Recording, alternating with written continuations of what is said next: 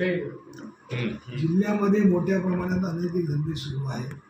जुगार, मटका, दारू, पट आणि ऑनलाईन जे असलेली जुगार हे सुरू असताना पालकमंत्र्यांनी केलेली घोषणा की जिल्ह्यातले मी अनैतिक धंदे पूर्ण बंद करणार, ही घोषणा पूर्णपणे अपयशी ठरलेली आहे.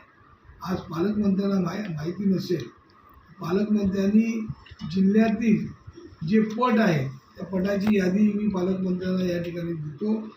मालवण तालुका सावंतवाडीमध्ये माझगाव, कोलगाव, नरेंद्रनगर, चिंचोली, त्याचप्रमाणे वेंगुर्ल्यामध्ये आणि निवतीमध्ये चालू आहे.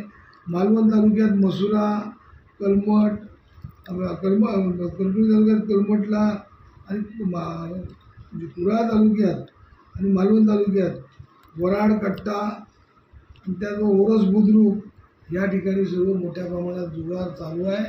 त्याचा जवळजवळ 1.5 ते 2 लाख रुपये हप्ता ह्या पोलिसांना दिला जातो. त्यातले किती पालकमंत्र्यांना मिळतात त्याची आम्हाला माहिती नाही, पण या पद्धतीने चालू असेल. आज दारू प्रत्येक घरोघरात गावात बनवण्याची दारू मिळते आहे. अंमली पदार्थ फक्त आठवड्यापुरतं काही ती कारवाई केली, अंमली पदार्थाचा जनजागृती आठवड्यापुरतं कारवाई केली, पण अंमली पदार्थ मोठ्या प्रमाणात विक्री केली जाते. आणि यामुळेच जे ऑनलाईन लॉटरी, मटका, जुगार यामुळेच खऱ्या अर्थाने तरुण पिढी आता गेल्या वर्षभरात 101 लोकांनी आतापर्यंत कुठे आत्महत्या करणे, कुठे जीव देणे अशा प्रकारचे तरुण मुलांनी हे केलेलं आहे. याला कारण हेच आहे.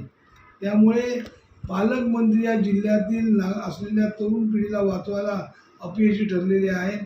पालकमंत्र्यांना ते कुठे जमत नाही. पालकमंत्री जे आपले बॉस सांगतात, राज्याचे मुख्यमंत्री आणि राज्याचे गृहमंत्री, त्या बॉसचं खातं पूर्णतः त्या ठिकाणी अपयशी पडलेलं आहे, अपयशी झालेलं आहे. त्यामुळे पालकमंत्री या अनैतिक धंदे बंद करण्यापासून जे वडिलांना जमलं नाही ते पालकमंत्र्यांना पण जमलं नाही, हे तर मान्य करून ते अपयशी ठरलेले आहेत. आणि पालकमंत्री प्रत्येक प्रकल्पामध्ये असेच अपयशी ठरत आहेत.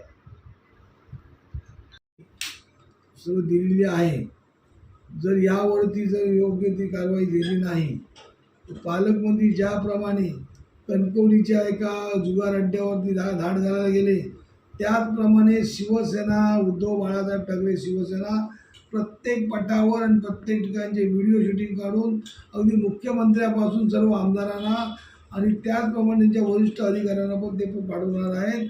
कारण या ठिकाणी पोलीस अधिकाऱ्यांना सर्व ठिकाणी माहिती आहेत, कोण अंमली पदार्थ आणतो, कोण करतो. त्यामुळे त्या सर्व लोकांना माहिती असल्यामुळे यामध्ये काही मीडियावाल्यांना पण पैसे दिले जातात असं माझ्याकडे काही लोकांकडून रिपोर्ट आलेले आहे. त्यामुळे त्या पटवाल्यांना कोणती भीती राहिलेली नाही.